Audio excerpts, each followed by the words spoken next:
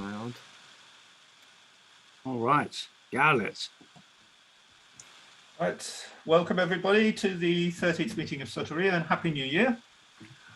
And this is called Blind Dates, and the writers' names will not be revealed, inviting you to read them and tell us who the writer is. In one case, I don't know myself. And let's take it from there. Over to you, Steve. All right, good. Let's see how this works. Can everyone see that? For he heard the loud bassoon. There we are. That's the name of the story. Excellent. And that is a quote itself from another. It is. So that Very might be the famous question, and yes, indeed. That would be an alternative for what is the title of the short story, because there it is, for he heard the loud bassoon. Yeah. Please don't say it and reveal it to everybody else. But where is that taken from, and what poem? I'm going to see whether that will have any connection. I mean, I was struck by this because I went to art college in that area, and I do remember very well streets such as Deering Street, which is a very agreeable and stylish part of town. Shall I start then? Yeah. Right. Let's. I was walking down Deering Street, just off Oxford Street, after visiting the Gwen John exhibition at the Charles Dauphin, when I decided to step inside St George's, Hanover Square.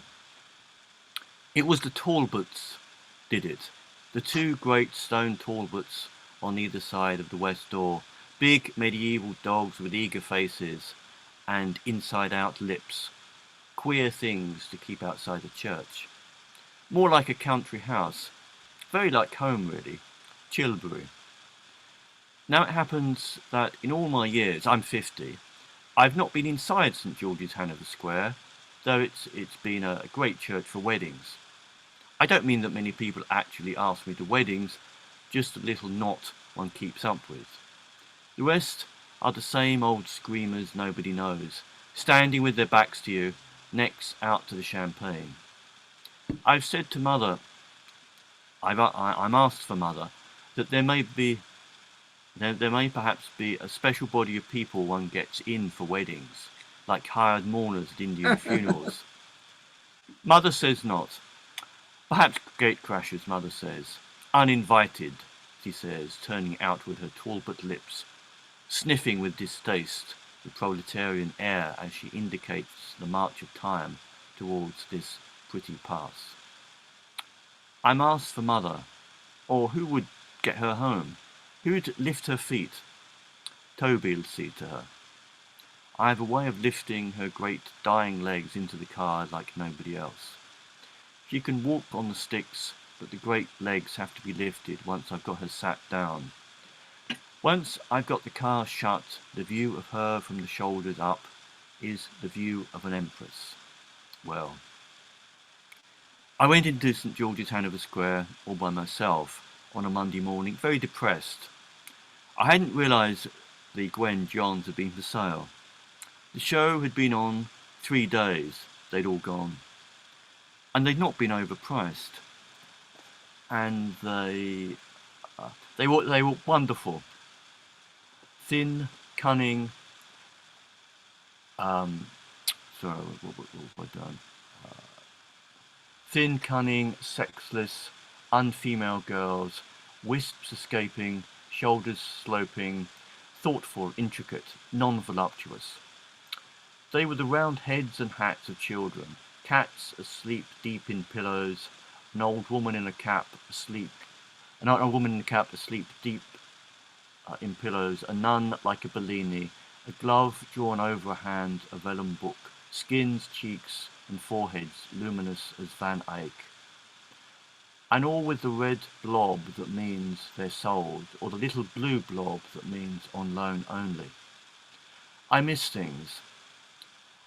I've always missed things. In my personal moments of decision, I've always been otherwise employed. I saw it in the Times, this exhibition, last Wednesday, noted it. I was hanging about with Mother in the country, Chilbury, trying to fix up her winter at Reed's, Madeira. She doesn't even go till January. No hurry. They know her. Keep her sweet. So I walked petulant into St. George's, Hanover Square, and here's this very big verger with a finger to his mouth. He's in a purple hassock, sponged and pressed, fine figure of a man. Looked somehow well rested. Behind him the church was in darkness except for the side chapel, and there didn't seem to be a soul about. Quite quiet. I nodded pleasantly at the verger, and he just stared back and frowned deeper and kept the big finger in a place, and I had a sudden, very clear notion that there must be a funeral on the way. You don't often see a funeral these days in central London, in a central London church, what with all being office blocks and pied-à-terre. I mean, who's going to die in Hanover Square, or get born there for that matter? Birth and death, keep out. You can almost see it written up. Any sign of dawn or sunset in this square will be prosecuted. Any sign of manifestation will immediately be towed away by the police. But I looked around for the dreadful trestlers of the funeral waiting before the altar, and there was nothing.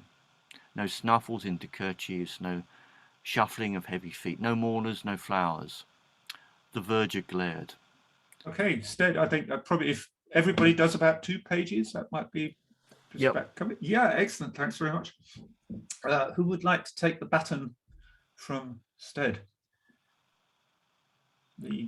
Michael, you'll have to specify, perhaps. Yeah, maybe Michael from York.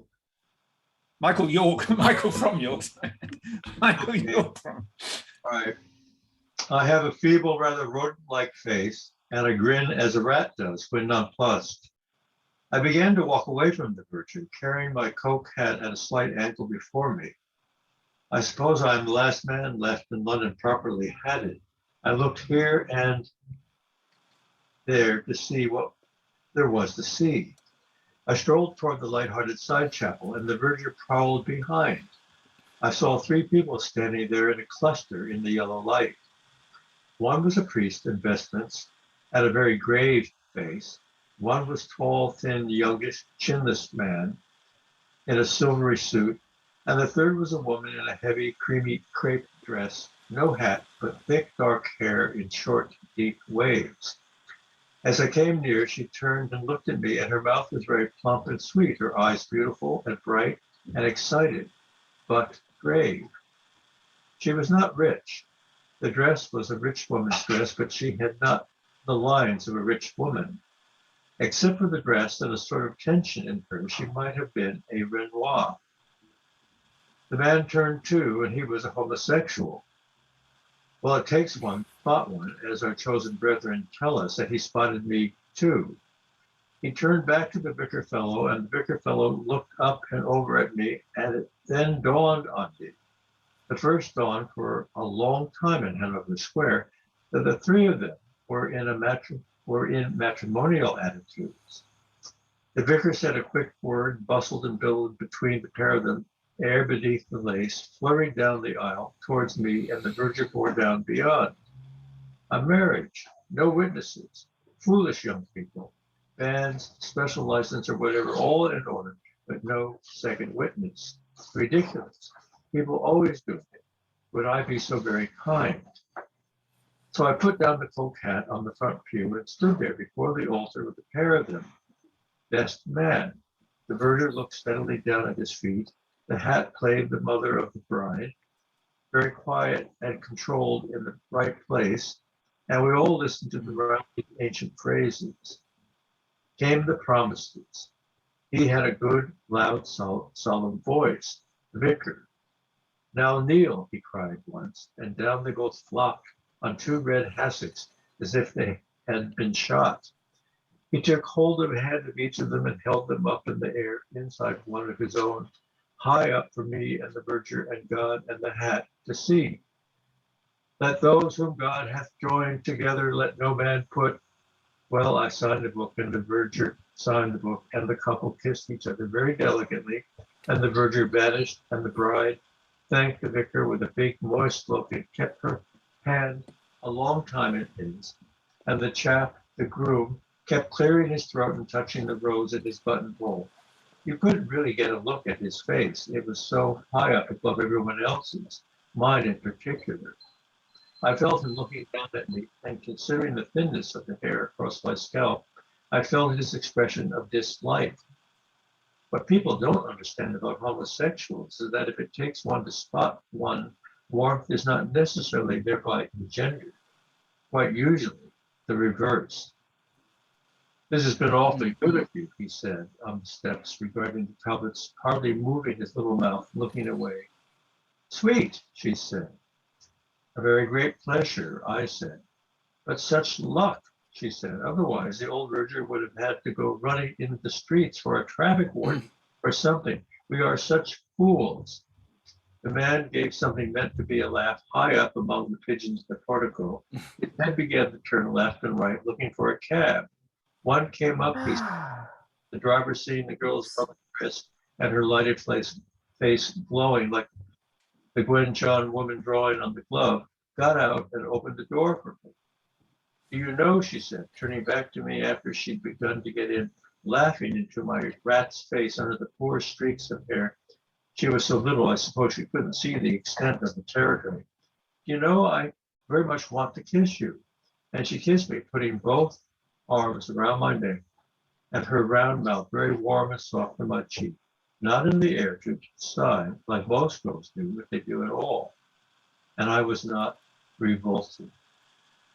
The wedding guest stood still, said the groom, and she simply roared with laughter, and I laughed back, and the cab driver hit a bit of a smirk on too, and said something cocky in an old world way, and it was a moment of very great delight.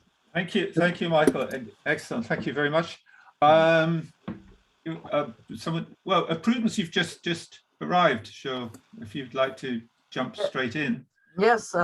Nice to hear your voice. Hello. Yeah. Hello, everybody. Traffic delay. We've just started, and if you can. Yeah. Okay. So we start. What? The wedding guest stood still. Yeah. Don't say if you know the quotation. No, I'm seeing it on the screen. Yeah, I didn't look at the bridegroom, however. Oh, you're seeing it on the screen. Yes. Okay, I didn't look at the bridegroom, however.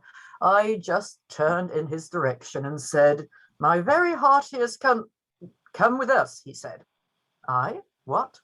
He put a pale, indefinite sort of hand on my arm. Here. Oh, wait a minute. Come on. Green. Come on. Why is this taking such a long time? I don't know. Apologies for the.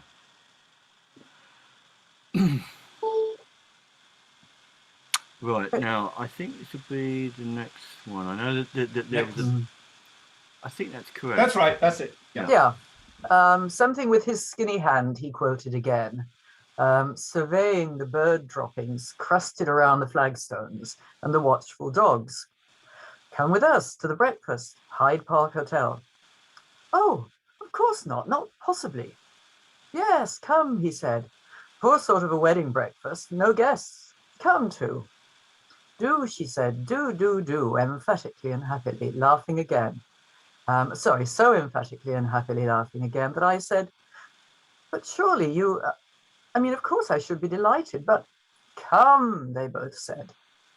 And there I sat, in the taxi. Mind, I sat on the flap. I made sure of that, not in between them. There we sat, I and the new-made man and wife, to whom no man was to put asunder. Round St. James's Square we whirled, down Pall Mall, up St. James, along Piccadilly, Knightsbridge, and with a great flourishing and improper U-turns by the Cockney card, who seemed very taken with the whole situation, emerged before the massive silence of the Hyde Park Hotel and its discreetly glittering doors. And he'd done things well. The groom had done things well. All properly prepared and very private. The table was ready in an alcove, and it had small special flowers. He'd ordered the menu in advance, and the champagne was excellent and properly cold. A third place was laid without his appearing to speak, and without a movement of a waiter's eyelid, we all sat down and became very talkative, intelligent, and interesting. We were in our alcove, an elite. The girl and I were, at any rate. We exuded character, quality, formality, and excellence. A very expensive, rather démodé dress hung in a sort of thick droop, golden cream above the linen tablecloth and the silver and creamy flowers. For such a young woman, I suppose she was 24 or 26, she had heavy breasts. Her shape was not fashionable at all. Her hair was deeply waved in a style which was once, I believed, called Marcel. There is a picture of Mother as a girl with a style like that, wearing long beads and earrings. This woman wore no jewelry at all. I found that once or twice, quite often, I was looking at the heavy, beautiful dress and the shape and solid softness of her under it. And as I squeezed the lemon over the caviar, I had an entirely new and entirely distressing sensation. Shatteringly it came and went as I reached for my dinner napkin. It left me shaken. I don't think there's ever been the least question of it ever, a homosexual. Yet I long then and there to lay my head upon the girl and sleep. I upset the finger bowl all over the table, knocked a fork to the floor, and at once got up. The tall bridegroom watched me, still touching the rose in his buttonhole. "What's this?" he said. He was laughing at me. I felt his amusement comforted and eased him somehow. "What's this?" Brows raised. "What now?" His eyes, his mind lay open wide. He drew attention to them. "The bridegroom's doors are open wide, and I am next of kin." "Not going," he said, "after all." I've just remembered, must be mad, meeting someone." She stretched a hand and said, "Oh, forget them, forget them." Then I sat down and we drank more champagne and the waiters changed the plates. She began to talk. She was from Perthshire. He was Swiss, a small mouth, perfect English.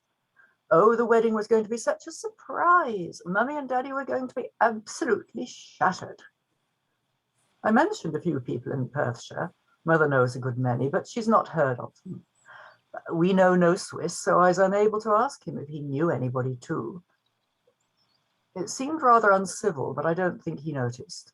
He had withdrawn a little and was thoughtfully peeling grapes. "Rolf is a banker," she said, and we all three watched the baring of the pale green flesh, the little rags of skin flicked from his fingertips onto the royal Worcester. "And you?" I asked. "Oh, I've been in a gallery." "Where?" "Bond Street. I really wanted Christie's." "Ah," I said, "you'd need some qualification for that." "I have qualifications." The comforting dress and her beneath it rested against the rim of her plate of wild strawberries and her round and rosy arm.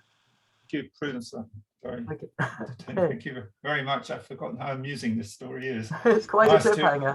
Nice to read it again after so many years. Robin, would you like to take over? Yes, all right. That on its own is not. I had begun to blush. "Excuse me a moment," said the groom. "Not enough," I said. "But it was before I went to Berenson." "To Berenson?" "Yes." "What, in Italy?" "Yes, that was some time ago. I was there for some years." Coffee came with 3 cups. She poured 2, then looking for the husband and finding him gone, put the coffee pot down at a little distance and pushed his empty cup towards it. "I went to the Dauphiné this morning," I said, "to see the Gwen Johns." She put sugar in so her coffee with precision. I didn't quite follow that. She put coffee in so her coffee with precision.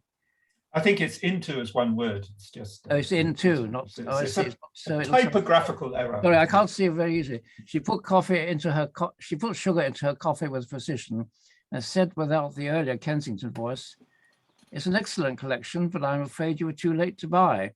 They're all sold on the first day." Yes. What was the price range? Do you know? She was brisk.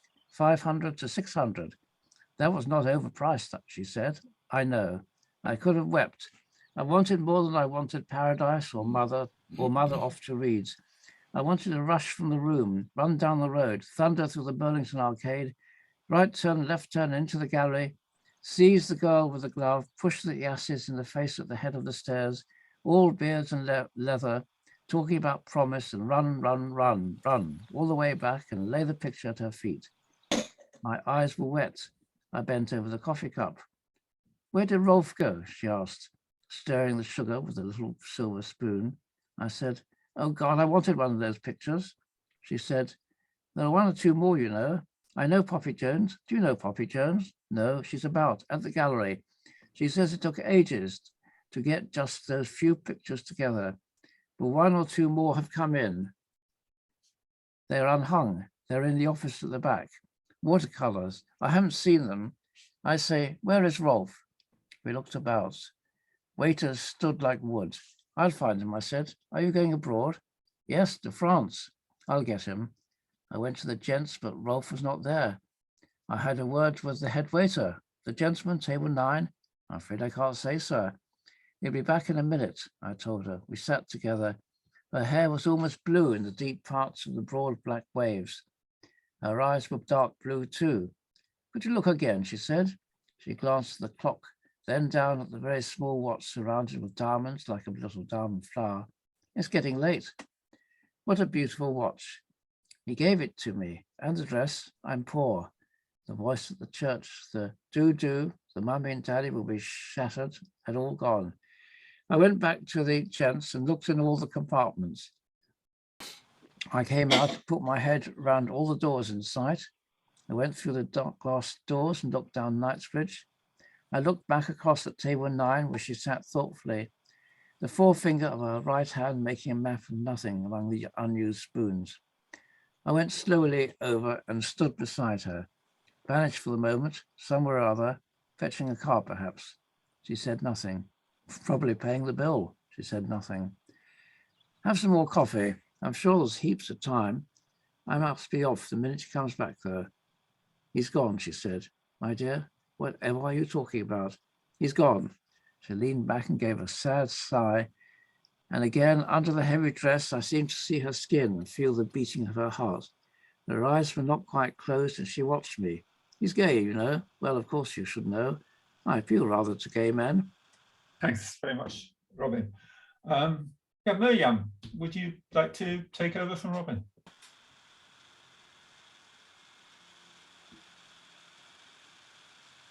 Oh. See, I can't see who's here, so oh yes, I can. Is he not here? Let's have a look. Yeah. Mehran, did you hear Michael? Perhaps you could. Okay.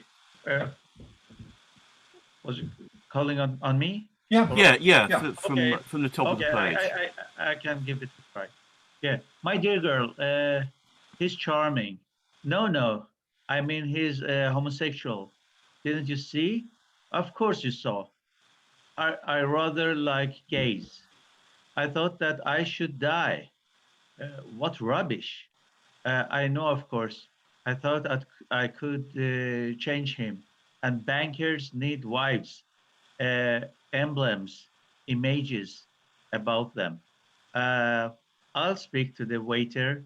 I ran blushing down my neck, the sweat pouring about on the top of my poor pate, runnels between the strands. Could I have a word? We moved around. We moved around a potted plant. The gentleman at table 9, the head waiter looked at me very like mother's doctor at Chilbury. Excuse me, sir. Uh, are you a relation? Are you a relation? Well, I'm a friend, a family friend, wedding guest. Yes, actually, I am the wedding guest. Um, The gentleman has paid the bill. The bill, said the head waiter, now looking more like a solicitor, executor, or solicitor, able to tell the widow to the widow the one important fact, the one important fact, that the affairs have been left in order. But where? He left, sir. Left? From where? From our rear entrance, I think, sir. At the entrance into the park. His wife? He looked away, upwards, downwards. He saw, of course, uh, my voice is high, my hands were, yeah, my voice is high, my hands were shaking. Uh, whatever shall I do with the wife? Might I suggest, sir, perhaps another coffee? Might I suggest, sir, perhaps another coffee, and you might uh, her pursue, or what? Yeah, get a cab, I said, and send more coffee. I went quickly to table 9, where she still leaned back, but her eyes were now quite shut. A little trouble, I said. A little nonsense. Just stay here a few moments. She said, you're good. I got to the doors where the cab was waiting, and looking back, saw her still unmoving. Her hands loose now on the table, with the gold ring and the diamond one, and the little twinkling flower. I went all the way back over the carpet again, with everyone looking carefully elsewhere, and I stood by her. I said, "Look, I still be coming back. I shall be coming back. Uh, you do understand?" She didn't move. I went to Victoria in the cab, and then thought was if and then thought what a fool I was. Uh, there must be half a hundred trains going towards France. I told the cab I told the cab driver to turn around and go back to the Hanover Square to find the vicar. But neither vicar nor a vicarage were to be found. I went into the church, where every light now was out. There was a scuffling in a vestry, and I found the verger, um, uh, ceremonious, with the evers and towels. He looked at me with no relish. That wedding. What wedding? This morning. Witnesses. You and I. What a gay. Uh, what a gay. Oh, yeah. If you like. I didn't like. What about him? He's gone off. Left her at the Hyde Park Hotel, at the lunch table. He poured water unhallowed from ever to jug. Was there? I said, did the vicar know? Only they were flying to Bordeaux. Vicar held the passports. Vicar held the passports. I got in the cab again, and went to the British Air terminal near Vincent Square, and found the desk for the air terminal coach to Bordeaux, and queued there for some time. Uh, could you tell me? I asked last. Did a Mr. Rolf? I replied. I didn't have his name. No, Mr. Rolf is leaving for Bordeaux today. I took the cab back towards Knightsbridge. The meter read £5.50, and I thought, my God, stop! I cried. I paid some, stood on the corner of King Street near Christie's, um, uh, taking slow, deep breaths. Out of my mind, I thought. Then I said it uh, there on the street, out of my mind. I don't know her name. I don't know who knows her, or if anyone knows her. I don't suppose mother knows anyone who knows her. Yeah, thanks very much indeed. And Edith, perhaps? I can forget the whole nonsense. I can go back home to Eaton Place, have a bath, ring up mother, say I'll be coming down tonight, leave the whole thing. I could even go to a film or something, look someone up. I'm about the last person in England with nothing special to do, able to amuse myself. The last person in England with a decent hat. I'm queer, I'm gay, everyone knows I'm gay. I don't feel these things about women. I banged into old fluffy Finn Innes on the corner of Jermyn Street. He smelled very expensive. My dear, he said, have you seen the Gwen Johns? All gone and gruesome. I've seen them. Refined to nothing, my dear, and each one sold, bloodless. The place, of course, is packed. I walked back across Piccadilly and up Bond Street, and in the end got to Deering Street and went into the gallery, and in the office at the back, I asked for Poppy Jones and to see the watercolours. Nobody knew Poppy Jones, but the watercolours were there, 2 of them. They were beautiful and £500 each, and I bought the pair. Are they to be hung? No. Then wrap them up, would you? I'll take them. They know me there, and they did, and I took them under my arm in a parcel and got another cab to the Hyde Park Hotel. I rehearsed what to say. I rehearsed 6 versions. The first was the best. I would get out at the main doors. I would go back through them, and she would still be there, leaning back. I would sit down and take her hand and pull the dainty, dimity, silly rings and watches off and put them in a water jug or a potted plant. Or no, I would go and sit quietly beside her and wait. I have brought you a present. A wedding present. Her sad eyes look at mine. She opens the parcel. Oh, my heaven. Oh, my heaven. I hope so. Why ever? I don't know you. What a queer man you are. No, I'm not. I'm not a queer man. I love you. My dear, oh, my dear, looking at the watercolours. I want to rest my head upon you. I find I'm not a queer man. They are very fine, very rare. French, Touraine, Breton.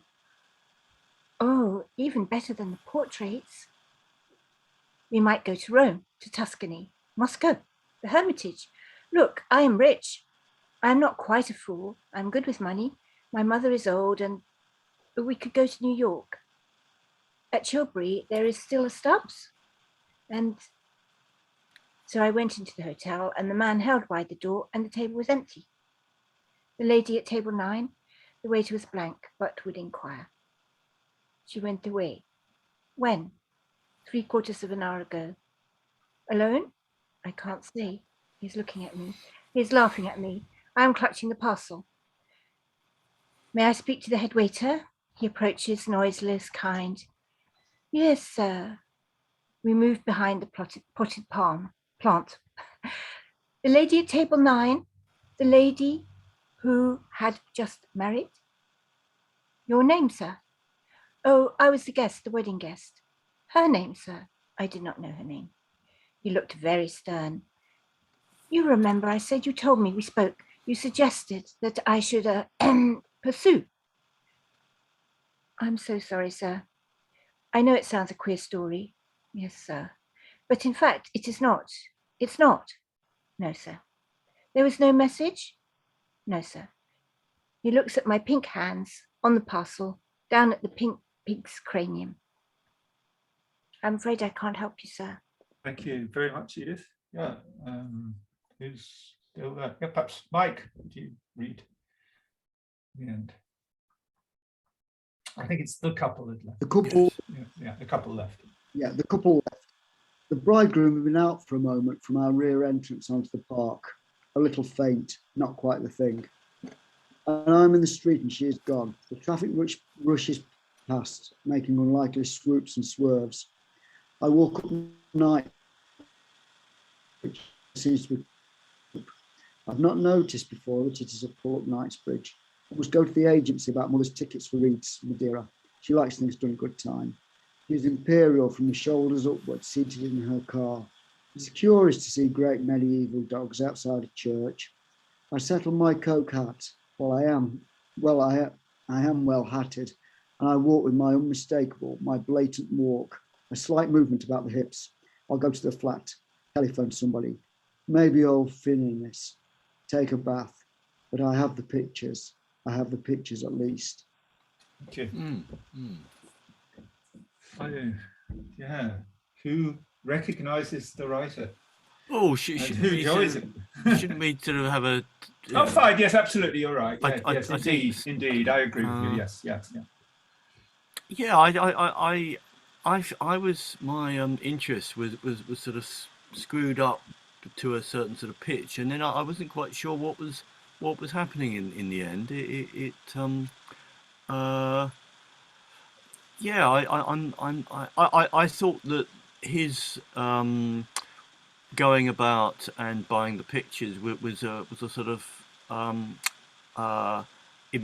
imagining that he'd had while he was in the in the hotel, and then he sort of came to. But it seems to have actually taken place. I'm not quite sure what. It seems to me he had a sudden onrush of chivalry, something completely unexpected in him. You mean the narrator? The narrator, yeah. Yes. Something he would never have guessed in himself. But the strange thing about the story is that the bride seemed as perturbed as he was about the bridegroom disappearing. She thought he'd run as well. Well, I assumed that it was a marriage of convenience in some way, perhaps to give him a British citizenship or something like that. But looking at this, I tried to write down evidences as to try and pinpoint it. The one which I did notice was traffic wardens. So that must make it late 1950s at the very earliest. I don't think there were traffic wardens before then. But there may be other things which people have spotted. He lives in Eaton Place. I think there was a reference to decimal currency too. Oh, was there? Oh no, really? That pins it down even more. Yes. 1971. But if you know a little bit about your London history and you know when the dogs were stolen, you can almost get the date, because those Talbot dogs disappeared in the 1980s. Well, they were stolen from the church, as Londoners will probably know. No, I thought they were still there. No, well, unless they'd been brought back. They had a strange history because they were saved by the church. During the Blitz, there was an antique shop that was bombed, and all that remained were these dogs that the church then sort of took under its auspices and put outside the church, and they were there until the 80s, and then one night they disappeared. Oh, right. They must be before that then. So you can really level down to what sort of time it was written. So after decimal currency and before the stealing of the Talbot dog. Right. Well, I don't think that perhaps gets us very far towards identifying by logic, I'm afraid. My main feeling afterwards is slight dissatisfaction that I sort of missed the story, because on the last page it seemed that the groom had just gone out for a few moments, which is at variance to the story when I thought that he'd gone out and the narrator wasn't able to find him and looked all around. So that seems to be inconsistent. I don't quite understand it therefore. Because I don't quite follow how. The story is about him getting those two paintings. If he hadn't run into them and that whole situation, he wouldn't have known about the two paintings. So she served to tell him that.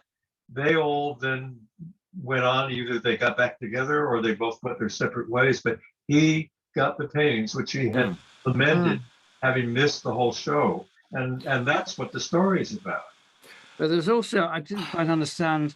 One moment he's at the British Airways terminal, which I remember being in Buckingham Palace Road, which I suppose is vaguely near Vincent Square. But then I wondered about that too. Yes, yeah. But then suddenly he's outside Christie's in King Street, which those who do know London knows is the other side of Green Park. So it's quite. I mean, what the hell was he doing there? We aren't told. But it doesn't matter. Michael in London. So you think that it's not exactly a ghost story, but there is a deliberate inconsistency with the fact that the groom had both apparently disappeared for some time and on the last page just gone out for a few moments. So there's an inconsistency there, which makes the story, which is the point of the story. But the fact that he has the paintings proves that this wasn't just an imagination. No, but the strange thing is, as I said earlier, that the bride seemed to be spooked as well. She seemed to think that the bridegroom had run off. Yeah. So yes. In fact, on the last page, I thought a page was missing. In fact, it wasn't, but it read as if a page had been missing. Maybe his the impression understood by the narrator that that the bridegroom had gone and he's looking in different places. That was his imagination, because he wanted it to be the case. His desire was that the groom disappeared, and maybe he continued to know the lady, and that was the case. It was written in quite a staccato fashion. Lots of sentences were compressed into a couple of words. I mean, there's probably a lot of material there for a very good character actor to read it with perhaps quite a kind of camp emphasis. I don't know, but it was it was interesting. Yeah, I think what people have been saying suggests what also is my impression, and I think that's true from this writer, that there's a kind of dream quality to you. Ask yourself to what extent this is a dream. The whole story almost to me is a dream, and you don't know what part is reality and what part is a dream. And the only sort of definite part seems to be this character and his mother. Seem to be the only solid things in the whole story, and the rest is, to what extent is it a wish or a wish fulfillment? To what extent did it really happen? And it's almost too good to be true that these dogs in real life disappeared. I almost suspect the writer of not being involved. That's absurd, but it's as though the writer knew this was going to happen, that even the dogs disappeared, just as these characters disappear. I find it. Yeah, it bears rereading. So it's a remarkable style, and I also admire the way that the present form is used very precisely as what I would like to do, the scenario that I am imagining, whereas a lot of modern writers simply use the present form as a sort of lazy, modish way of showing that they're modern and not going to bother with the past. Whereas here there is a very conscious use of the present to create an atmosphere of indefinite wish. So well, why did I missed the beginning, obviously, why was the rhyme of the Ancient Mariner you said it, at the beginning? That was actually one of the questions, but I'm sure everybody right. It is an interesting point. What was the it's all to do with the wedding, and of course the wedding best, he beat his breast. What is it? The guests are met, the feast is set, mayst hears the merry din, and the wedding guest, he beat his breast, mayst hear the loud bassoon. And of course the Ancient Mariner's holding the wedding guest back to tell his story, and is his story true or not? But perhaps that could be argued as a little bit artificial, a little bit strained, bringing in this Coleridge, the Ancient Mariner, into the story. I'm not too sure about that. But yeah, at the beginning, he goes into the church, St. George's in Hanover Square, and there are two people going to be married and they have no witness. And they ask him to be the witness. Oh, I see. That's at the beginning of the story. Right. Okay. Yeah, I just want to add something that there's a lot of landmarks. I mean, in time. So what time is it? Is it about? And it's hard to guess, but I agree with you, Michael. It's some kind of, what do you call it? I mean, I'm not so familiar with those literature styles, but you know, magical realism. Something is real. Something is almost surrealism. Yeah. A hint of a stream of consciousness and this surreal. Yes. Yeah, and very touchy in many ways. My question is he or she? I mean, the author. I don't know for sure. Is the author typical or unique for this style? Are we have you selected this because this being typical for a certain time, or pioneer for certain style? I found it very amazing. I find it very friendly to read, and I enjoyed reading your readings. The dialogue's good. Yes, I answer to your question. I think that a lot of writers in England today are probably young writers are influenced by this writer and try to imitate the style and are more or less successful, possibly. Is this writer known mainly for style and content? The how rather than the what, maybe the not yes, maybe a little bit.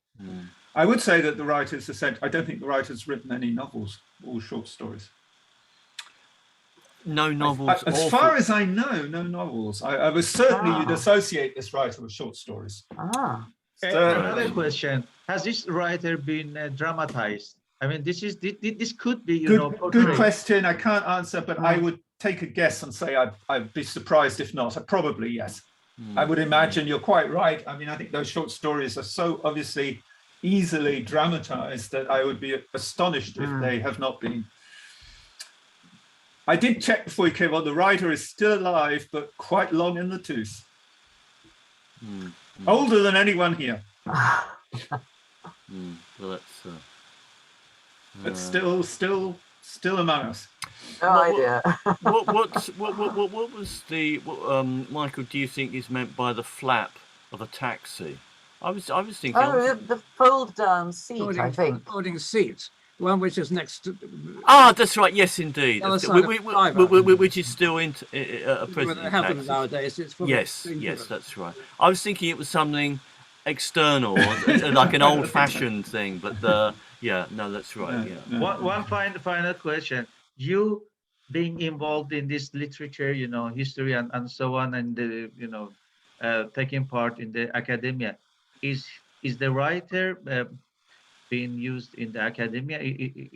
Is the writer, taught in your, lectures? Well, I was surprised that I couldn't find this story in the internet, which either means that the writer is having an extraordinarily successful sort of copyright protection, which is almost impossible these days, or because the writer is not as well known as I thought.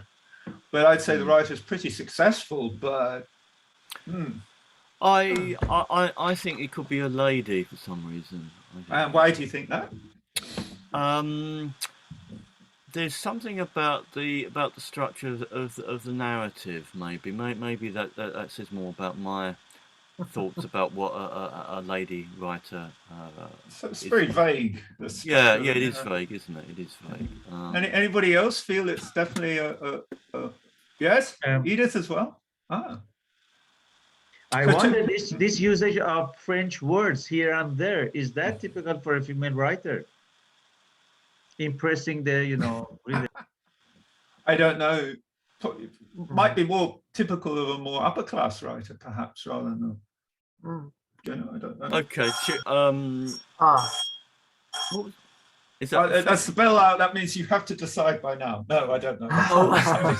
No, I have to decide. I'm afraid I have to log out now. Oh, okay. so- Oh, well, thanks very much Yeah, for that's for right. reading. Great. Sure, So, yeah. and I will tune in later to find out who it was. Yeah, you'll have to tune in because you can't get the quotes from the internet. Ah, You right. will actually with the title. You could find out. Yeah. Oh, Okay, okay, yeah, right. okay. Okay.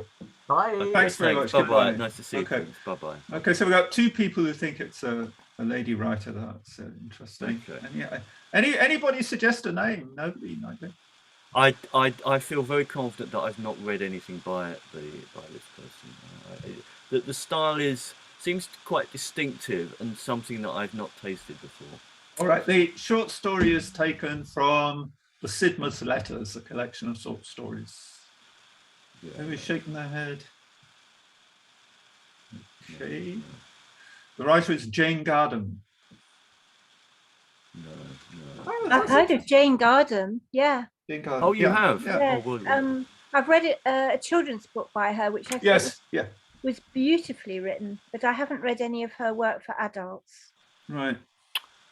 Mm. Well, you have in a sense now because we've read one of them. Yes. Yeah. yes. Yeah, actually, I've got the Sidmouth Letters. So you can see that. The Pangs of Love. Going into a Dark House. right. So you're No, obviously an admirer then. No, I have a lot of books, Okay. but no, I do enjoy them. Yeah. Okay, that's interesting. And I think I have the impression a lot of people, if you buy things like London Magazine or things like that, if there are short stories in it, my impression is that people are consciously or unconsciously trying to imitate that, they're influenced by that style of writing, I think. So in a sense, it's a very, answer that question from Miriam, it's a sort of, it is perhaps a fashionable style of writing. Sort of projecting yourself into a person. Yeah. The Gardam is Gardam. Yeah. The Yes. Oh, thank you. I'm not getting any money for this, as they say.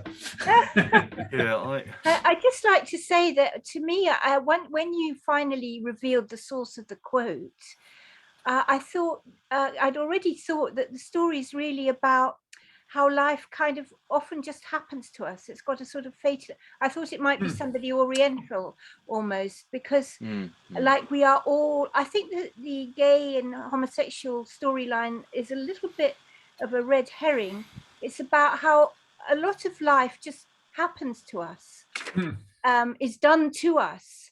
And it's something that's not a familiar idea to Westerners, because we like to be more proactive. We're not fatalistic. Oh, that's a very interesting. And but there's a thread in it, and I think that's probably what I liked about her children's book as well, because I feel we had a lot to learn from the Oriental, more fatalistic approach to life, and to just, things happen. We are always in control. Things happen. It's nice or it's not nice, or it's something, but very often something comes of it, maybe not what we intended.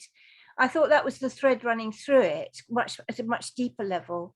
But So I mean, that's a very interesting point. Yeah, I hadn't thought of that at all. Yeah. So you think it's a characteristically modern work in that respect? Well, no, because the Victorians were very keen on the Orientalist for that same reason, is because a lot of writers thought that we are too that life, Western attitudes are too aiming to be too much in control. So most writers are sort of on that sort of tack anyway. I mean, there is a good tradition of episodic writing in English literature, Tristan Shandy and things like that, just things happening to people, and adventures basically. So I don't know, but it's an interesting. No, I don't think it's unusual, but I thought that, it was just that's what we're in a way, we're all the wedding guests, aren't we, with having our ear buttoned by the ancient mariner. yeah, interesting. Yeah. Sort of helpless, Anyway. Rohit, any thoughts I don't know whether you know London at all, but yeah, how did it appear to you? I mean, I am perhaps quite a few of us know some of these parts of London where this story is set. I wondered how it came across to you. No, it was difficult for me to guess the either the writer or a lot of these locations. So I'm not familiar with the different locations in London. So yeah, it was a difficult one for me to I mean, did wrap my it head sound around. quite an attract? I don't know. Was that quite? Did that add to the quality of it, or make it a bit difficult to really bring to mind the strangeness of the location and that kind of thing? I'm sorry, I don't follow your question. I mean, I mean, what I quite liked was the fact that I knew I'd been to exhibitions at the Anthony Defay Gallery. I knew some of the streets and so forth. I quite liked that. I just wondered whether, for someone who didn't know these places, the story still had a certain power to it. Yes, yes, that was very much present. The ability to convey people and locations. It was very vividly. The description was very vivid, and Yeah. every individual, every character, and the location, that it had that power to convey the location and the place. It Yeah. had that quality, definitely. Yeah. No, It's a point about her writing, and it's interesting. You could divide writers in this respect into two groups: is that when they are describing scenes in cities, do they remain faithful to real names of streets, or do they invent names? And I personally find the invention of names extremely irritating. It's one of the things that I don't like about Agatha Christie, that whenever characters appear in London, they go to streets. And early on, I was fooled by this. Thought, I've never heard of this street, or hasn't she got that wrong because she'll give the name of the street when it's the name of a square or something? No, it's persistently fictional. And then I think, well, why do they do this? Are they afraid of being, some kind of a lawsuit or something? And some writers don't do it at all. I mean, I was fascinated. Dennis Wheatley's The Satanist, the main character, has his flat in Warwick Square. So I don't think anybody's prosecuted for that. So why do other writers? And it's interesting. Maigret, they're all real streets and places in Paris. Yeah. And Agatha Christie, they're all fictional. Even she has fictitious counties, which is even worse. There's a Middleshire in one of her. And I don't know. I find that very annoying. It's just an interesting point. You can really divide writers into those who do it and those who don't. Yes, I mean, I think it's nice to have to read writing that is based upon actual places that one is familiar with, like looking at topographical drawings or watercolors and so forth that are fairly faithful, even though there is some degree of artistic license, and the facts are charged with a particular interpretation, vision, I think. Yeah. Is there any Hanover Square or Hanover? Oh yes, they're all real places. Absolutely. I should say, Meron, that Michael used to live in Hanover. No, it's Warwick Square. Warwick Square. Warwick Square. Yeah, Warwick Square. But yes, certainly is Hanover Square. I think that her great contribution is the way of looking things, and we learned to, it's rather snobbish. I mean, she wear, expensive dress, but she was not rich. She was rich, and so on. So she could see through people and see through things, and this way of looking things. It's so British, and it's so. I mean, I have to relate to Edith. A way of looking things, and a very female, but snobbish and very classy. And I was actually talking to a friend of mine and talking about the upcoming class. And she shows class. She shows her class. She shows her richness in details, what to attend. I mean, what to pay attention to, and how to arrange things, and what is important in life, and so on. So there is so much philosophy included in such kind of text. And I must say, Michael, if you was the one who selected this, you're some kind of sommelier, or Right. you serve us, you know. No, Nice I'm work. glad you like it. I'm glad Yeah. you. Yeah, I Yeah. great. I appreciate. I mean, your Yeah, well selection done. is Well done. Yeah. Yeah, that was Come good. on, Look, Michael, looking at the time, maybe we should go on to the But enough. That's had enough richness of short story just to the quiz. If you, but, some of yeah, those are quite they're quite long in tasty. themselves. Yeah, Yeah. they're quite tasty. Well, we'll keep the other short stories for another Exactly. day. We can Absolutely. do this, Yeah, yeah. I think. Yeah, I fine. All right. Well, the next thing then is a quiz where a number of they're the opening lines of. I think I've got 15. Have I? How many there? Or something like that. Something like that. Yeah, I I think it's 15. I'm not quite sure when I see. Yeah. 15, yeah. I'll give a very short sort of outline. Some of them are much easier than others, and I want a bit of a competition. Should we? What do you think, Sted? Should we have two groups for a quiz like that? Oh, Excuse me, I have to leave. oh, okay, okay. man. Well, thanks a lot. Appreciate your contribution. Yeah, take care. Have a good Thank you. Sunday, sir. Yeah, I think Hope to that'd see you on Wednesday. Hope to see you on Wednesday. I hope so. I really hope so. Thank you. Right, thank you. Not at all. Bye-bye. Thanks for coming. Bye-bye. Thank you. Bye. I'm happy to stay on for a bit longer, but I don't think I'm going to manage 15 questions. So Oh, okay. We don't worry about that. Then. I think, perhaps we do it individually then. I should just Yeah, let's try and enjoy them as quotes, Yeah, just fine, to read absolutely. them rather than Okay, be too, okay, you know. yeah, okay. Well, the first one is very well known and was written or published in 1948. Oh, I know this one. Yes. Yeah, I think a lot of people do. And well, Robert, you know it. Would you like to read it for us? George Orwell's 1984. Well, that came very quickly. Yes, you jumped in there, indeed. Well, sorry, was that? Yeah, okay. No, No, I'm sure. I expect actually probably everybody got that. Let's Well, read it then. It's Winston Smith, I think, is the clue, and also the clocks were striking 13. I mean, you don't have to go any further, really. Well, I mean, Would should you like to read? we read it? Well, I can read it if you want me to. Oh, please. Yes, it's nice to be reminded. You know, it's a lot of these things people might not have read it for a very long time. It was a bright, cold day in April, and the clocks were striking 13. Winston Smith, his chin nuzzled into his breast in an effort to escape the vile wind, slipped quickly through the glass doors of Victory Mansions, though not quickly enough to prevent a swirl of gritty dust from entering along with him. The hallway smells of boiled cabbage and old rag mats. At one end of it, a coloured poster, too large for indoor display, had been tacked to the wall. It depicted simply an enormous face, more than a metre wide, the face of a man of about 45, with a heavy black moustache and ruggedly handsome features. Sounds like Stalin, doesn't it? Winston made for the stairs. It is no use trying the lift. Even at the best of times, it was seldom working, and at present the electric current was cut off during daylight hours. It was part of the economy drive in preparation for Hate Week. The flat was, excuse me, the flat was 7 flights up. Winston was 39 and had a varicose ulcer above his right ankle, went slowly, resting several times on the way. On each landing, opposite the lift shaft, the poster with the enormous face gazed from the wall. It was one of those pictures which are so contrived that the eyes follow you about when you move. Thank you very much. Yes, and must be one of the most depressing openings of any book ever written.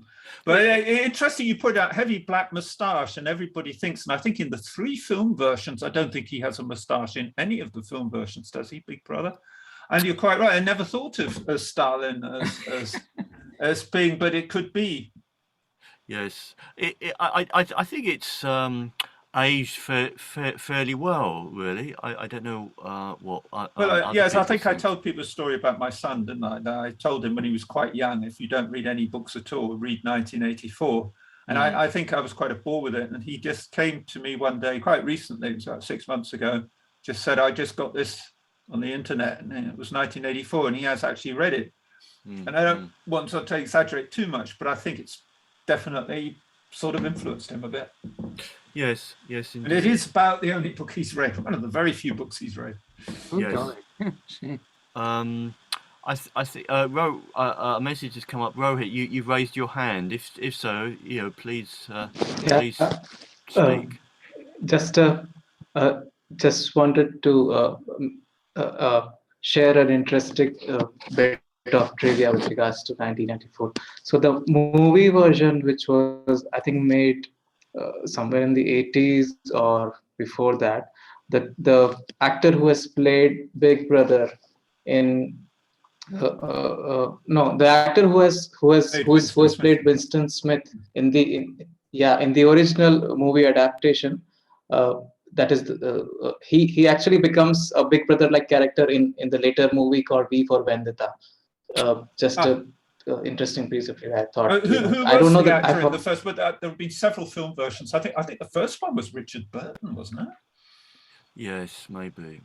In the Yeah. 1950s. the color version, which was no the later version. Then it should be a little bit later. I think there I are don't three, remember, so but it's a bit confusing.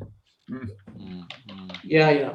So that's just a bit of trivia I thought Yeah. interesting. Thank you for that. Yeah. Thank you. Yes. Now. Okay, this one might be a little bit more difficult. I think that maybe Rohit can read it, if that would be Rohit. G, can you read it? Sure, Maybe. yes. Yeah. Yes. On an exceptionally hot evening early in July, a young man came out of the garret in which he lodged in S Place and walked slowly, as though in hesitation, towards K Bridge. He had successfully avoided meeting his landlady on the staircase. His garret was under the roof of a high, 5-storied house and was more invited him with garret dinners and attendants, lived on the floor below, and every time he went More out, like he a was cupboard obliged than a to room. pass her kitchen. The door of which invariably stood open, and each time he passed, the young man had a sick, frightened feeling which made him scowl and feel ashamed. He was hopelessly in debt to his landlady and was afraid of meeting her. This was not because he was cowardly and abject, quite the contrary. But for some time past, he had been in an overstrained, irritable condition, verging on hypochondria. He had become so completely absorbed in himself and isolated from his fellows that he dreaded meeting not only his landlady but anyone at all. He was crushed by poverty, but the anxieties of his position had of late ceased to weigh upon him. He had given up attending to matters of practical importance. He had lost all desire to do so. Nothing that any landlady could do had a real terror for him but to be stopped on the stairs, to be forced to listen to her trivial, irrelevant gossip, to pestering demands for payment, threats and complaints, and to rack his brains for excuses, to prevaricate, to lie. No, rather than that, he would creep down the stairs like a cat and slip out unseen. Oh, Thank you very much. Thank you. yes. That's a little bit more difficult. I remember reading that for the first time at university. Is that the trial by Kafka? It's a good guess, but it isn't. It's not a bad guess. I think we should, we should maybe just focus on the content, I suppose. I mean, I've read this. I read it when I was, I think 16 or 17, so slightly younger than you, Michael. And I was very surprised that, how quickly. I've only read it once. It came back to me. I was surprised. Because this really seems to contain much of the content of the whole novel in embryo, really. The state of the main character and the relationship he has with his landlady. Has anyone else read the book without mentioning the name and can recognise the quote? No. They may be muted, or maybe they. Yeah. I was trying to. I don't think it's giving anything away. Well, Robin's going in the right direction in thinking about that it's probably a translation, and also the style of writing, that very dark and dour and sort of end of the world sense about it. Yeah, I'm trying to remember. Kafka's not a bad guess in that sense. I'm trying to think whether this is the translation I read, I mean, there were two. I mean, there have been several translations. There Yeah. was a very well-known lady who Yes. translated. Yes. Is it hers? I'm honestly not sure. I just took it Okay. quickly out of the internet. I'm honestly not sure. Dostoevsky is Possibly. It is indeed. Yes, that's right. Crime and Punishment. Is that right? Yes. Have I'm trying to look. Prestopinion in Acacia, I think. Something, is that right? I don't know if Miriam speaks Russian. I'm trying to learn Russian. It's not getting very far, but I think something like that. That's the translator, you say, Michael? No. It's supposed to be Crime and Punishment. I see. Prestopinion is definitely crime. Yeah. Prestopinion. Rasconio is punishment. The title is that. Strangely, the German translation, at least two of them, is just Raskolnikov. It's the name of the main character, rather than. Yeah, I don't know why. Yeah. That they want, but there are lots. Probably 3 or 4 translations going around. I think the translation I read was David Garnett, if I can recall back in time that far. Wait a minute, isn't it Constance Garnett? I think it's Constance Garnett. Am I getting? Yes, I'm getting it. Constance It's David Garnett, someone. and she was a woman indeed. Yeah, it was David someone, I think. David's. Yeah, it was. I didn't. Is it David Megashank was the person who did the translation of Dostoevsky for Penguin books? And he was very anti-Russian, and Russian wasn't even his first language. Oh, really? Yeah, Latvian was his first language. And in his introduction, his preface to Brothers Karamazov, he warns the reader to take a certain distance, to distance himself or herself from the politics of the writer, which were clearly outdated. And oh, really? Yes. That's interesting. I didn't read that. My guess is this is probably Megashank because he has a relatively neutral, whereas Constant Garnett, you immediately see these very sort of 1920s, rather twee expressions. Yeah. And with, by the way, quite a lot of French words coming in. And this looks too neutral. I would take a guess that I honestly don't know that it's that middle Penguin translation. It doesn't look so modern. It doesn't look. I would guess, if I had to put money on it, but I don't know. So it's quite all right as a translation. Can I just pop downstairs for a minute to grab my? I think I've got it on the shelf. Yeah, oh, God. I can still hear what you're saying because I've got the headphones. Yeah. Okay, but how many people have actually read it then? So, Robin, you've read it then?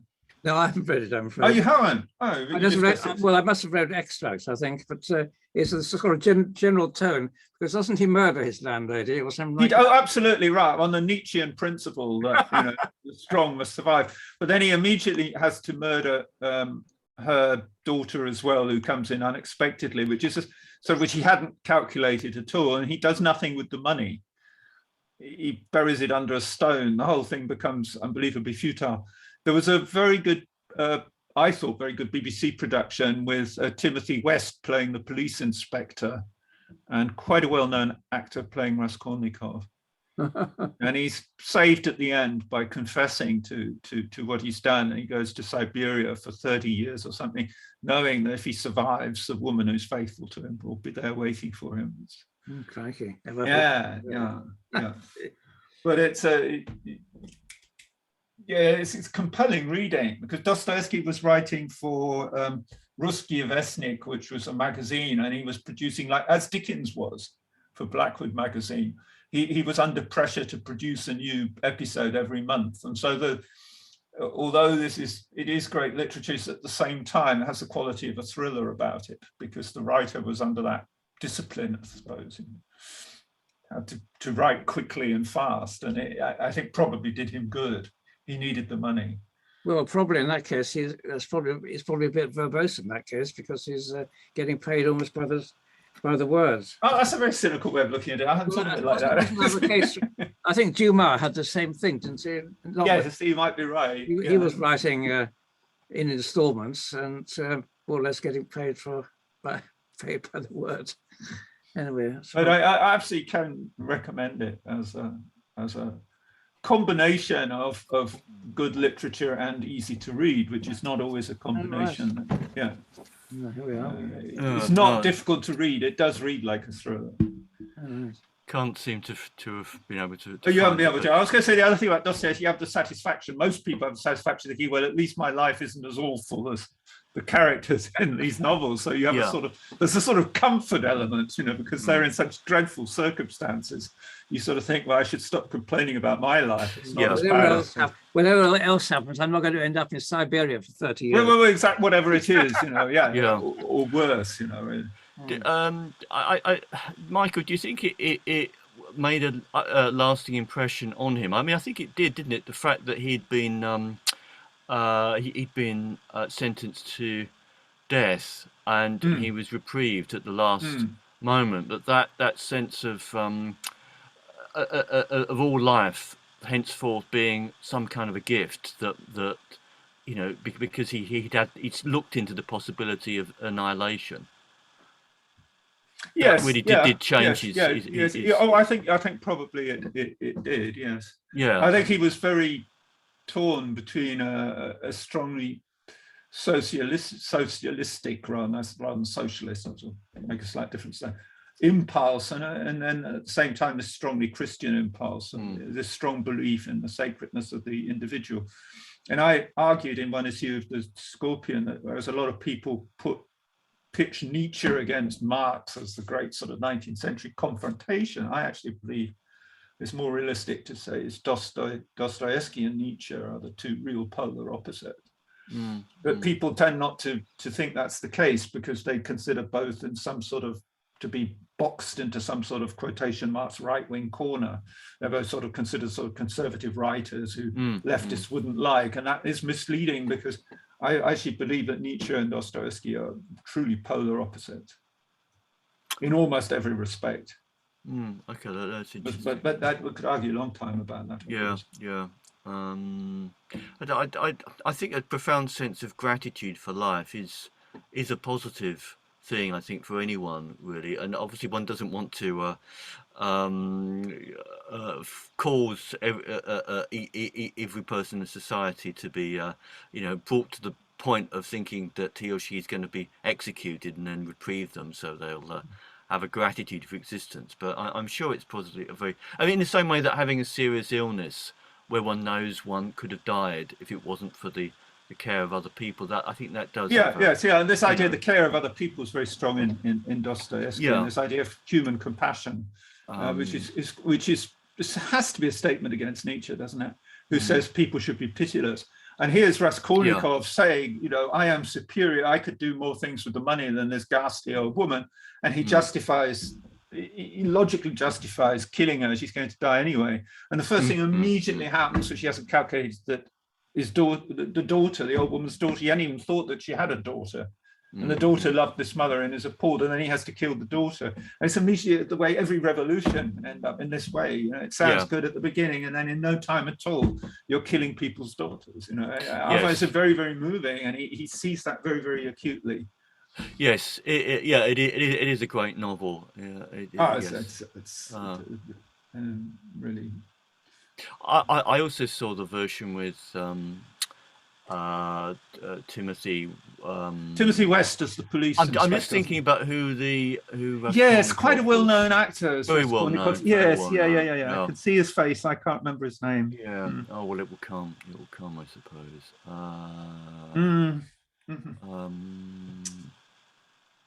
Is he the person who played Richard III later in Anthony Shah? No, I don't think so. It won't be Laurence Olivier. No. We're going a much later generation. Sorry.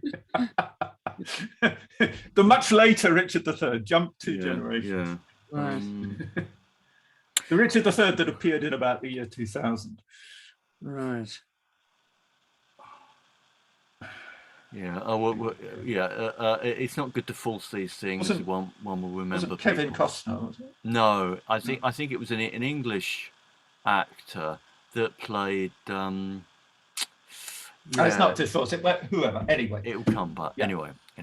This was also a very successful TV series or film. Very short one. Would you like to read that instead?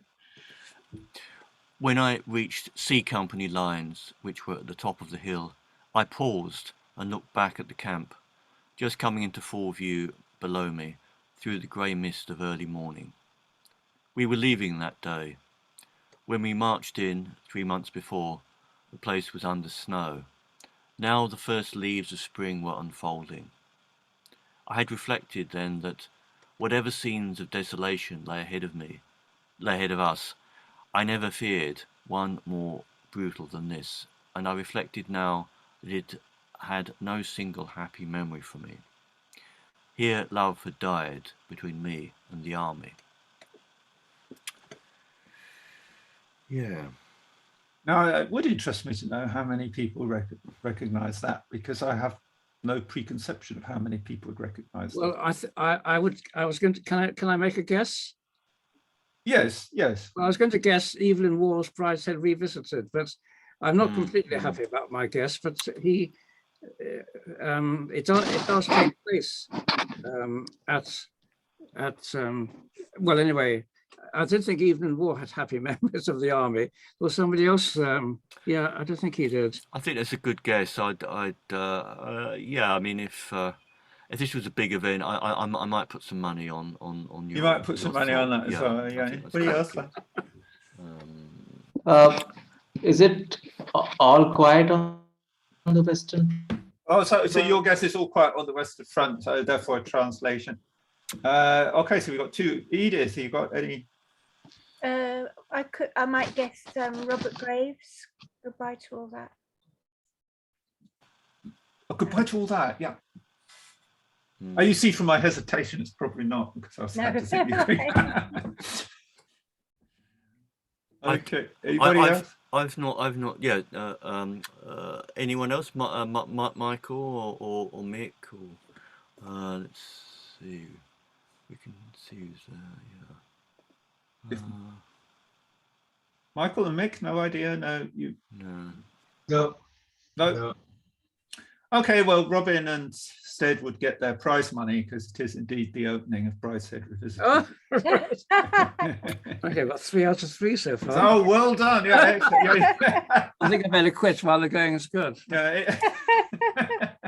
The other person, a more modern writer whom I wrote down, was somebody called Simon Raven. He wrote a number of rather unpleasant books about, but I think he was cashiered from the army. Yes. Is it Fielding Grey or something? Was I seem to remember? Yes, but that would have been a good guess as well. No, it is even one, which is it's well worth reading the book. It's been put on the television series twice. I think once with Jeremy Irons, wasn't it? Yes, indeed. Oh, it's been the whole thing's been done again, which is just making money, isn't it? Extraordinary, because I mean the version with Jeremy Irons was a real phenomenon. It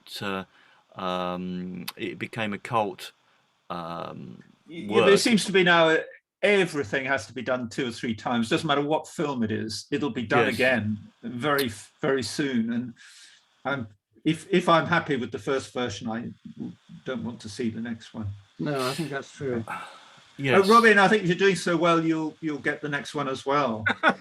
I don't know. It's very famous. Oh right, okay. Oh yeah, no. Yes, I do know. Well, Perhaps Edith, would you like to? Yeah, I think Edith, you've got the voice for it. I can't fail on this one. It's got to be Pride and Prejudice. Yeah. Perhaps you'd like to read it first. It is a truth universally acknowledged that a single man in possession of a good fortune must be in want of a wife. However little known the feelings or views of such a man may be on his first entering a neighbourhood, this truth is so well fixed in the minds of the surrounding families that he is considered as the rightful property of some one or other of their daughters. I think you ought to do Jane Austen readings on radio. It's really super. Yeah. You bring out the humour of it. It's terrific. Yeah. Well, what can one say? It is very, very humorous, and one can forget that. I think we've been going for. Is that 1 hour and 20 minutes, about right. We're about doing quite well. It'd be about 1.5 hours, a bit more than 1.5 hours. Sorry, I was looking at my screen sharing. Excellent. Just about film versions. There'd been 2 very good film versions. One is half the same as the first one, but a bit longer. It's rather confusing, with some of the same actors, but not all of them. Well, the first one was in the late 1930s. Yes, I must say, I have to confess to a certain sort of modernism. I haven't seen the early one, but I've seen the early ones of other English classics, and I must say, in that respect, I'm very modern. I really, it's an early version of Jane Eyre, an early version of Wuthering Heights, and I think, oh my goodness, they were really quite, in my opinion, extremely bad. I have to say that modern versions. I think the Orson Welles Jane Eyre was a wonderful film. But I think yes, there were 2 early Jane Eyres. I think yes, yeah. But it's certainly true that Pride and Prejudice has been done several times. I don't think they're necessarily worse than the ones before. They're just obviously different. But I'm very glad it's still being. Producers still think it's worth doing these classics. After all, absolutely, such a different world. You think that in these days of cancel. Well, it's funny you say that, because I was thinking, and it's not one of these, you don't have to guess it, of using Dracula, and then I thought, where's my copy of Dracula? And I couldn't find it. And it seems to be one of the books that I've given away or lost. And I was very shocked by that. I can't find it anywhere. So I thought I'd order a new copy of Dracula for myself. And I was about to get this copy of Dracula, and it said, newly edited by someone. And I thought, it's a funny turn of phrase, because usually you say new edition. And I investigated further, and this person has modernized it and simplified it for modern readership. And if there's one book nobody should want modernized, it's got to be Bram Stoker's Dracula. It cannot be a justification for modernizing it. So I backed away from buying that copy. I'm a happy owner of a slightly older copy. I've not heard of that, the idea of modernizing texts. I mean, that sounds very well, this bowdlerization, it used to be called, but this modern, I don't know what it means. I mean, perhaps I should have got it just to find out. Yes, it's curious, isn't it? Kind of worries me. Yes, yeah. I suppose the answer is that if something was written 100 and something years ago, then the sentences might well be rather long and yes. I wouldn't say differently rather than difficultly constructed, perhaps in a rather verbose and turgid way. I could understand if it's Chaucer, because it's a different state of English, and it isn't readily readable by people who are speakers of modern English. But Dracula, I mean, it's not in that category at all, is it? I read it not so long ago in preparation for a holiday in Romania. Well, actually, it should have been a preparation for a holiday in Whitby, because most of it takes place in Whitby. Yes. But if you look at Sir Walter Scott, for example, I mean, that's somebody who could do with a certain amount of editing, because it's very long. Yes. His language is extremely difficult, because he uses a lot of this Lallans, this Scottish dialect. Oh, right. I mean, I remember starting on Quentin Durward many years ago, and my recollection is that the hero hadn't arrived by page 80 or something like that. Yes, it's written the days before, obviously, radio, television, indeed even in newspapers. So it's has to fill the long dreary, drafty Scottish winter evenings. But I mean, that is one of the reasons one reads old literature, to get a sense of how things were then, really. Yes, but this bowdlerization takes place. A very good example is the Biggles by Captain W.E. Johns, because this is a writer, one of the few writers, been bowdlerized twice in different ways, reflecting the prejudices of society at the time. When I read Biggles, did you read Biggles? Yeah. You did? Well, do you remember Biggles drinking a lot of lemonade? He would come into the staff quarters and say, "God, Ginger, I'm thirsty. I just shot down 2 damn Huns. Give me the lemonade." And he knocks back this lemonade. And there's always a bottle of lemonade in the officers' quarters. And it was Bowdlerized because it was considered unsuitable for children in the 1950s to have their role model drinking so much whiskey. So they re-edited Biggles in the 1980s, and they thought this was very childish and silly. And of course, children should accept that their hero drinks whiskey. However, they didn't approve of his referring to the Japanese as cowardly, slit-eyed monkeys and Semitic characters as hook-nosed, devious exploiters. So all this is taken out and replaced with the worst they come up with is beastly foreigners, which is pretty weak, you know. So one other example is Billy Bunter, where they've taken out a lot of references to quite how fat he is, which is the whole point. Oh, really? And really? the corporal punishment is no longer bend over Bunter. Yes. And then whoosh goes the cane, and then Bunter goes Yaroo, which goes over one line. It's Bunter, you will have 40 lines after lesson, and Bunter goes boo or something, which is very weak, isn't it? So there you see, this goes on all the time, and it's my. I say, well, if people want to do this, perhaps you can't stop them, but there should be a law saying you should say it at the beginning of the book. You should say this has been changed, and they don't do that. So people think this is the original writing. That is truly deceptive. So, anyway, my point. Yeah. Let's look at the next. The next one's more difficult. So Robin might like to. Well, I think I may check out of this. Check out the back. Well, I better give you what. Okay. Well, I think I'm going to manage 4 out of 5. But okay, who have we got? Who would like to read this? We don't know who's still here.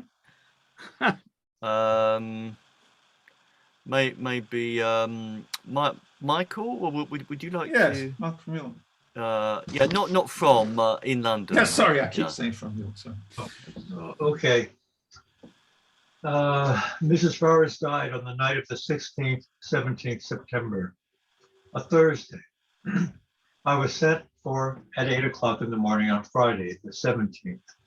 There was nothing to be done. She had been dead some hours. It was just a few minutes after 9 when I reached home once more.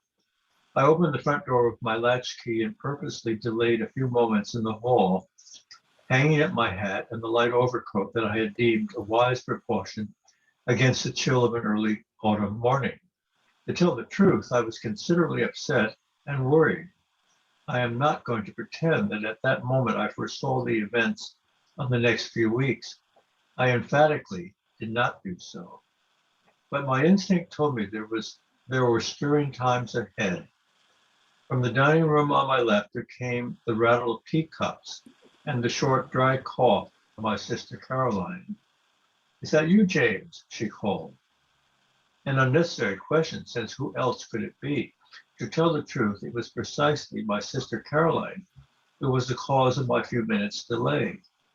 The motto of the mongoose family, so Mr. Kipling tells us, is go and find out. If Caroline ever adopts a crest, I should certainly suggest a mongoose rampant. One might omit the first part of the motto. Caroline can do any amount of finding out by sitting placidly at home.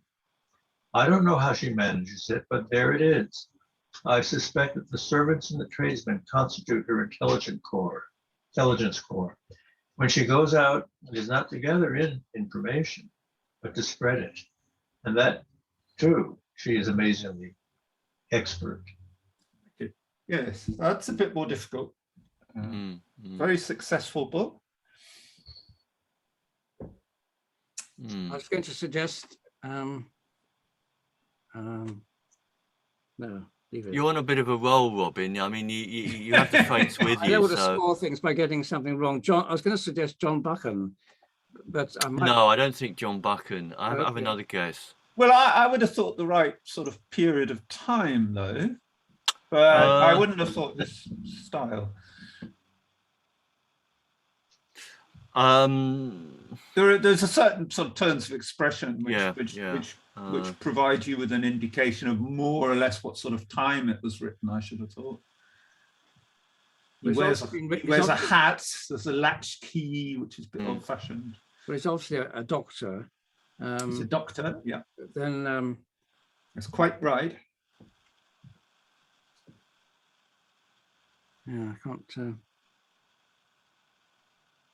I'd have to let somebody else take up the bowling, I think. Is this an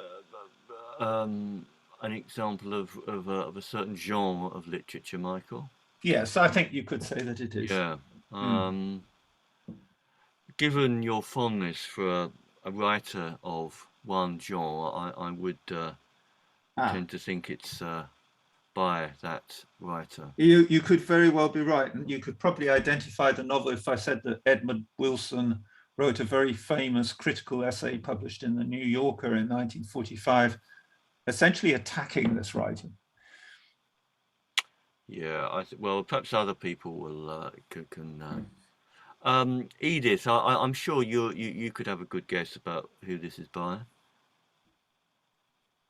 No, I can't think. I mean, presumably you're hinting that it's a detective story. Or well, yeah. Has anybody read it? Has anybody? I've not read it. I've not read it. Have you not? No, I haven't. Well, presumably Sherlock is too early, too late for Sherlock Holmes. So it must be some sort of. It's too late for Sherlock Holmes. Yes. Yes. I don't think they had latchkeys in Victorian time. And the prose doesn't seem it doesn't seem. Well, also the reference to Kipling. So.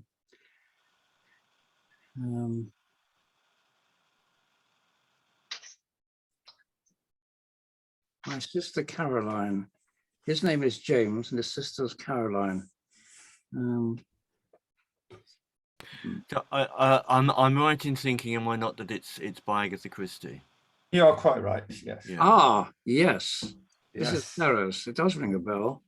Ah, do you remember the murderer? Yeah. Yes, I think the. You do. Well, there you go. Yes.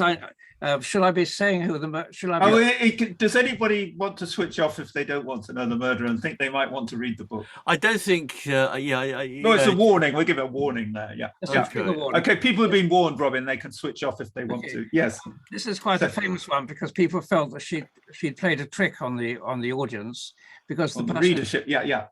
Sorry, the readership. Yes, because the writer is actually the killer. Now I'm trying to remember.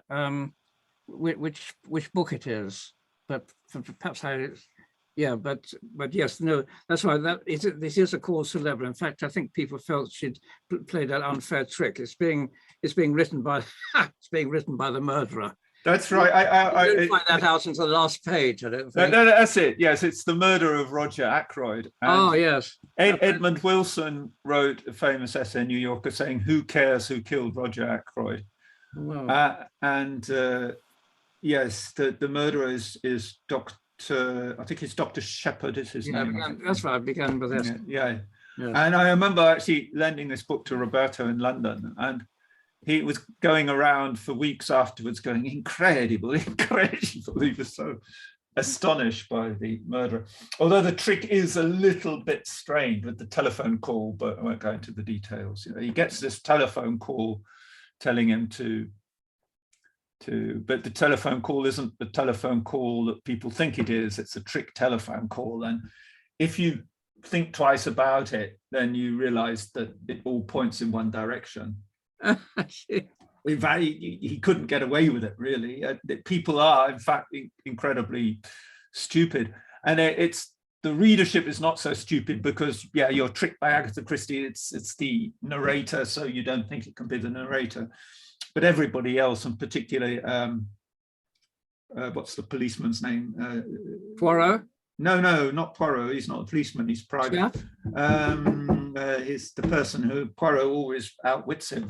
Japp. Inspector Japp, isn't it? Yes, Japp. That's right. Yeah. Doesn't see it. He just says a very strange thing, that telephone call. Well, if he sits down and thinks for a bit, you must realize that whoever made the telephone call must be a direct link with the murder. But anyway, it's a very good read.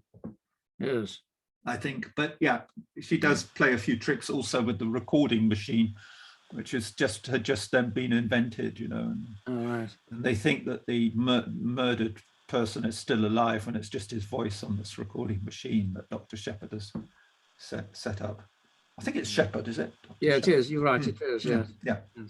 Don't want to confuse him with Dr. Armstrong, who's another terrible doctor in Agatha Christie, who of course killed someone because he drank so much that his hands shook at the operating table. Is that the 10 little Watson? Yeah, 10 little Watson. That's right. Yeah. We're not allowed to use that word. Yeah. Okay. Well done, people. I think it's 1:40. Shall we save the others till perhaps another? Yeah, absolutely. If people, think, absolutely, I'm fine. I think Robin can enjoy the rest of the day with a certain sort of glow of self-satisfaction. Thank you. I think it's probably a good opportunity to switch off there before you trick me into another one. Well, thanks very much, Michael, for your Pleasure. efforts. It's been a most interesting afternoon. Yeah, thank you. And yeah, I think that's good. So sorry, I can just see Rohit's like your hand up, but I may have been earlier. I don't know. Hopefully, it may inspire someone to read one of these books. That would be wonderful if so, or reread. You almost sold me on Crime and Punishment. I've always never wanted to read it because it sounds so dreary and ghastly, but you made it sound quite exciting. Yes, I think it's dreary and exciting. You know, but it offers hope at the end. So in a sense, it's not. Yeah. Actually, well, 30 years in Siberia. Well, that may be your idea. Well, that's a very. Never mind. Perhaps I'll read it. So don't tell me the ending. He's waiting for him. Okay. Anything else? Yeah. Any announcements? Otherwise, I'm going to switch off. Well, next. Yeah. On Wednesday there'll be Father Frank Geli talking about Julius Evola, whom he knew in Rome. So that should be interesting. That will be in London and online from 7 o'clock on Wednesday. And the next Soteria is the 20th, isn't it, of February with Prudence? Yeah, we should be looking at something by Edmund Spencer, and Prudence should be doing that, so that should be interesting. So that should be good. All right then. Yeah, thanks very much, everyone. Well, thanks, everyone. And have a good Sunday. And yeah. We'll see each other. And please pass the word around if you know anybody who might like to join. There's definitely space for a few more people. Okay. Michael, in London, you're not going at all to the conference which is on this weekend in America. Oh. You quite busy with other things then. You're. Yeah, there's always stuff. Well, thanks very much for good to see you. Taking the time to come today, and thanks everybody for reading as well. Yeah. Thanks a lot. Bye bye. Bye. Bye bye. Cheers.